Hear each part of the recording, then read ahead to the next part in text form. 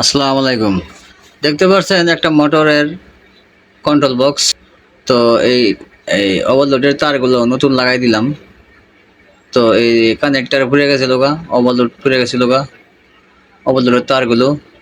তো সবগুলো ওভারলোডটা লাগানোর পর ওভারলোডের তারটা থাকবে অবশিষ্ট, এটা আমরা যে কোনো একটা আমাদের ব্যবহার করলে হবে। নিউট্রাল দিতে পারেন অথবা ফেজও দিতে পারেন। তো আমরা এটা নিউট্রালে ব্যবহার করলাম ওভারলোডটা। এটা সুইচ নাই, সুইচ নষ্ট হয়ে গেছে গা। সুইচ আমরা ব্যবহার করলাম না, সরাসরি নিউট্রালে ব্যবহার করব এই তারটা। তো দেখতে থাকুন। তো লাগানো হয়ে গেছে গা, নতুন তার লাগাইছে এখানে। আর যে তারটা আছে তার আমরা নিউট্রালে ব্যবহার করব। ওভারলোড হয়ে নিউট্রালটা যাবে। এই যে দেখতে থাকুন, এগুলো সব পুড়ে গেছিল গা, নতুন সব তারগুলো লাগাইছি। তো দেখুন তারগুলো আমি কীভাবে লাগাই।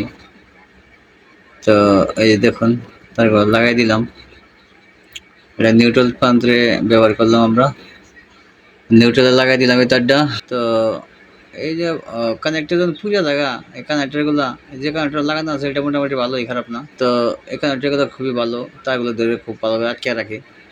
আর বিশেষ করে এগুলো লুজ কালেকশন লাগে পুড়ে বেশি তারগুলা। তো এটা কিন্তু সমস্ত তার পুড়ে গেছিলো গা, তো চেঞ্জ করলাম। তখন আমরা এটা যে মোটরের এই যে এখানে লাগাই দেবো এই টার্মিনালে। মোটরের যে একটা হলুদ তার থাকে, এই হলুদ তার থাকে, কালো তার থাকে, তিনটা তারের ভিতরে হলুদ তার হোক আর কালো হোক ওর মধ্যে একটা লাগাই দিব। আর স্টার্টিং লাগাবো স্টার্টিং জায়গায়, রানিং যাবো রানিংয়ের জায়গায়। তো আজকে এই পর্যন্তই, আগামীতে ভালো ভিডিও নিয়ে আসবো। সবাই পাশে থাকবেন, ভিডিওটা দেখেন। তো সবাই দেখে শুনে কাজ কাম করবেন আমার ভাই বন্ধুরা, নতুনদের জন্য খুব হেল্পফুল হবে। আসসালামু আলাইকুম।